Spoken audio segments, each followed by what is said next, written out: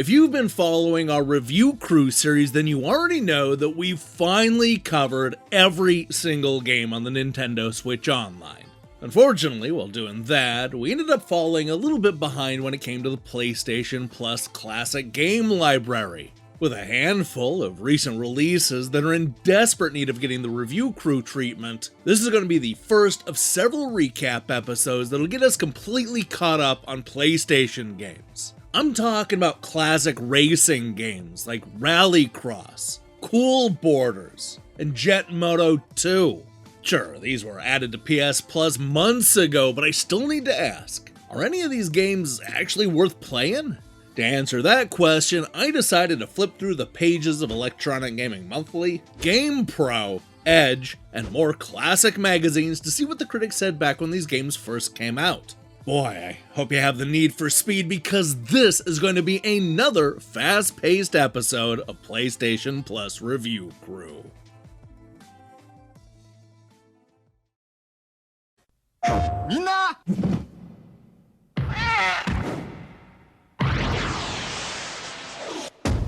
DualShock 新価格サウンドスコープ新型できました。ご褒美に PlayStation。 After seeing the success of titles like Ridge Racer, Wipeout, and Jet Moto, Sony knew that 90s gamers had a real hunger for racing games. And it wasn't just on the PlayStation either, as some of Sega's biggest Saturn hits also involved driving fast, such as Daytona USA and Sega Rally Championship. Between the 3D graphics and more advanced hardware, developers were suddenly able to create amazing-looking games that conveyed a real sense of speed that you just couldn't get with the 16-bit generation. And racing games were the first genre to really benefit from this. Rallycross was, of course, Sony's answer to Sega Rally. It brought the racing genre back down to earth with courses that were simultaneously realistic and incredibly dangerous, spanning the globe for unique locations that were genuinely fun to race. This was hyped to be the next generation of racing games, complete with unsurpassed graphics, tons of vehicles, and even a cool 4-player mode. But did Rallycross actually live up to the hype? In the case of Electronic Gaming Monthly, the answer is a resounding yes! Craig went as far as to call it one of the most innovative racing games he's played. Rallycross is very much like Sega Rally, but much more involving and difficult. What makes this racer so original is that your vehicle can flip over, jump uncontrollably, and crash if enough driving skill isn't used. Not many games dare to be different, and gamers should give this one a try. Dean agreed, asking and answering the question that's on everybody's mind.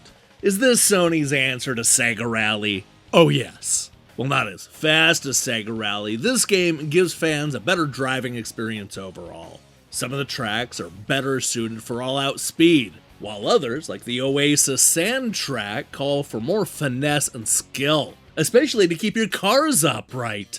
Despite some view annoyances and frequent tipping, this game is very good. EGM gave Rallycross an average score of 8.75 out of 10. This is basically where most critics sat in 1997. You saw GameFan go a little bit higher with an 89%, while GamePro went a little bit lower with a 4 out of 5. That's exactly the same score that you saw from Next Generation, who had a lot to say about this game. The graphics featured in Rallycross are excellent for the most part. The 6 distinct tracks recreate an exquisitely detailed environment that looks absolutely real from a distance. The only real complaint, at least about the graphics, involves the over-pixelized splashing of the mud and the water. On the other hand, the look of the dust kicked up by the tires is rather beautiful.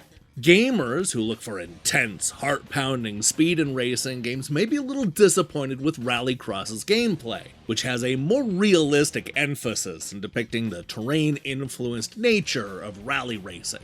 What the game lacks in outright speed, however, it more than makes up for by the strategy that is required to select the best line through the undulating tracks. With a plethora of tracks and 2-player split-screen action, the depth of Rallycross exceeds that of the mighty Sega Rally Championship.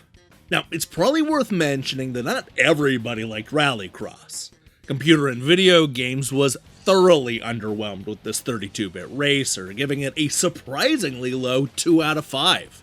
While there are plenty of options, lots of cars, and even a few original ideas, none of the game seems to stand out as being amazing. This is a racer, the likes of which we've seen before. 2 years ago, it would have been hailed as amazing, and now it's sadly left at the back of the starting grid. Not entirely without merit, this is a very tough game to complete. I'm not sure many will want to stick with what is a rather average game. On a whole, it's one to avoid. There are loads of great racing games on the PlayStation, and Rallycross just isn't one of them. A pity. While it's certainly dated by today's standards, I am much more in line with the critical consensus than CVG's contrarian take. Check it out for yourself on PlayStation Plus.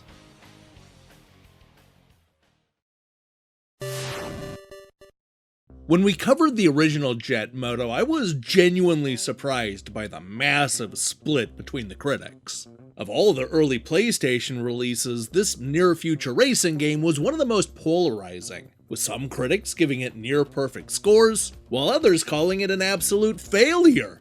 Having just come off the success of Twisted Metal 2, Single Track looked like they might actually be up to the challenge of uniting the critics around a more polished and much improved sequel.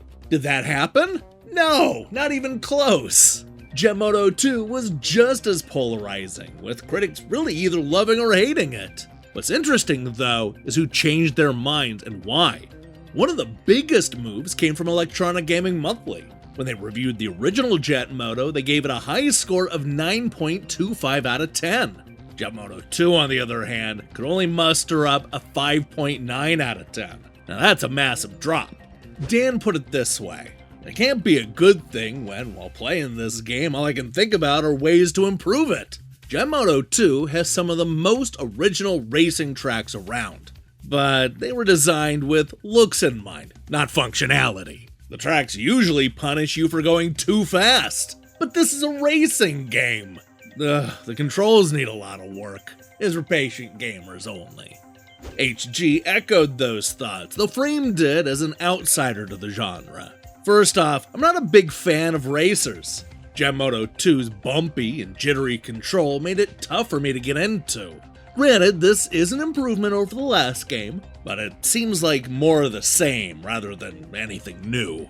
Fans of Jet Moto will surely like this game, but its polygons and control just weren't enough to keep me playing. Now, while EGM's change in score may be extreme, they weren't alone. For example, Next Generation went from giving the original a score of 4 out of 5 down to a 3 out of 5 for the sequel. Die Hard Game Fan, on the other hand, slightly preferred Jet Moto 2, giving it an 89% over the original's 87%. However, one of the bigger shifts came from GamePro, who gave the first Jet Moto game a shockingly low 2.5 out of 5. This time around, they gave it a much improved 4 out of 5, praising the smooth scrolling 3D tracks and bright detailed graphics that create believable racing environments and a real sense of speed. However, the intense pixelization on some levels can make you lose sight of the track. As for the controls, the vehicles are quite sensitive, but respond well. Real-time physics applies, so button mashers will be easily frustrated. The in-race effects are adequate, but the hard rock riffs grow tedious after a while. Fortunately, you can customize the music volume along with other features. While not perfect, Jet Moto 2 provides enough fun and new features to warrant a spin around your PlayStation. And then there's Computer and Video Games, a magazine that was disappointed with the first game and equally disappointed with the sequel. Giving both installments a score of 2 out of 5, CVG argued that the problem with the original were the messy graphics and unresponsive controls. Not much has changed, except the gameplay is slightly better than the original. You're still racing around a mixture of water and land courses on a strange hybrid craft that is part jet ski, part hover bike, and the graphics are still messy. Compared to the original, though, they're slightly better and faster. This seems like a real cash-in aimed at fans of the original. Yes, it's a little better, but not by much. Now, it should probably be pointed out that Sony did eventually release a second version of Jet Moto 2 when it came to the Greatest Hits collection. This Championship Edition had improved frame rate and tweaked some of the race options. Would that have made a big difference in the review scores? I don't know, probably not, but we're never gonna know. Now I suppose you can see which side of the Jet Moto 2 divide that you land on when you play it on the PlayStation 5.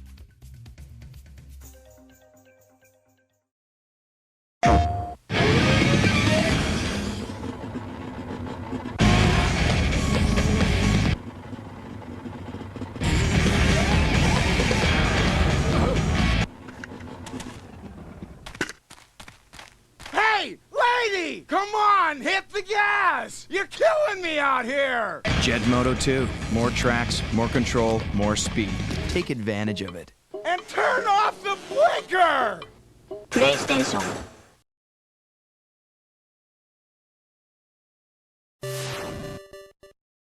While video game developers had tinkered around with both skiing and surfing games in the past, they were surprisingly slow when it came to snowboarding. However, as the sport continued to gain popularity in the 1990s, it was really only a matter of time before somebody turned shredding into video game greatness. Alright, so while I'm not sure greatness is the word I would use to describe Cool Boarders, you have to hand it to Wep Systems for getting the most out of their extreme sports franchise. Between 1996 and 2001, the company managed to release 4 main series installments, plus 4 more spin-offs that were released on everything from the Dreamcast to the Neo Geo Pocket Color. For a blip in time, this was the go-to snowboarding series. And then SSX came out and changed all that. But we're not here to talk about SSX. So let's go ahead and take a look back at what the critics said about Cool Boarders in 1996. Now, look, you might have nostalgia for this series, but the critics were not that impressed at the time. For example, Electronic Gaming Monthly shrugged and gave it an average score of 7 out of 10. Craig concluded that Cool Boarders is a pretty hard game to get a handle on because racing on snowboards offers interesting racing physics. The graphics are decent, and the CD soundtrack adds a lot to the attitude of the game. All in all, once you get the hang of it, Cool Boarders is reasonably fun. But since there are so many great racing games, only pick this up if you're a fan of snowboarding or extreme sports. Dean agreed, explaining that if you can overlook the blocky graphics and line pop-up problems, Cool Boarders is not too bad. 3 mountains provide varying degrees of difficulty, translating into how fast players can speed down them.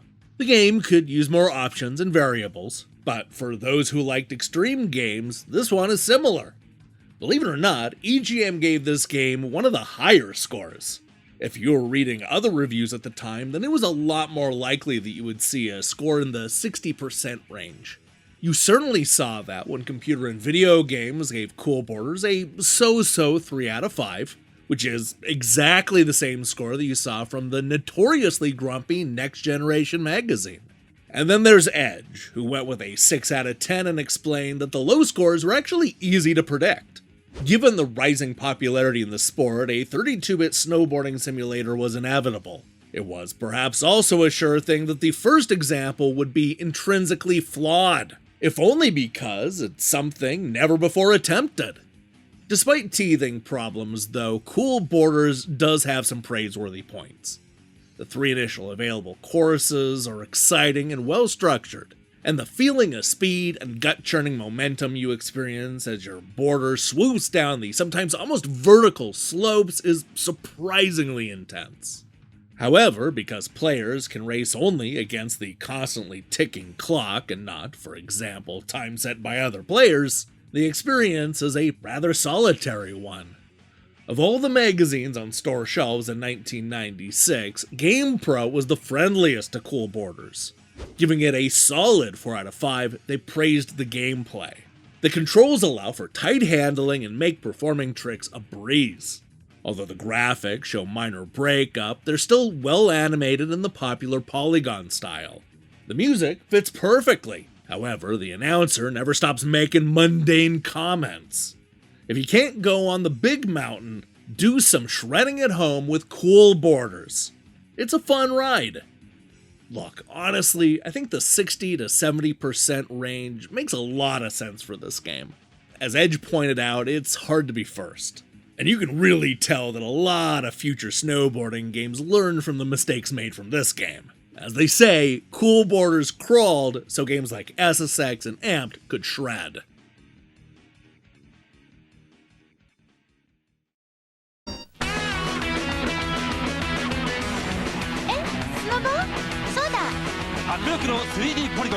PlayStation 用ソフト8月30日オンセール Boarders! Hey, thanks for watching me break down these classic reviews. If you liked what you saw here, then you should know that we post new episodes just like this one every time classic games get added to online services. We're now 100% caught up with the Nintendo Switch Online, and really only have a few more PlayStation Plus games to cover. There's a whole playlist with all these episodes, so go ahead and give that a watch. Now, here's the question I have for you. What's your favorite PlayStation 1 racing game? Yeah, some of these are good choices, but don't forget about Gran Turismo, or Wipeout, or even Crash Team Racing. This was really a great time to be a fan of racing games, so I can't wait to see your picks in the comments below. In other news, we'll be back next week with a review of Freedom Planet 2, as well as a new Game Over episode. If that sounds good to you, then I strongly recommend you click that subscribe button and support what we're doing here. Until then,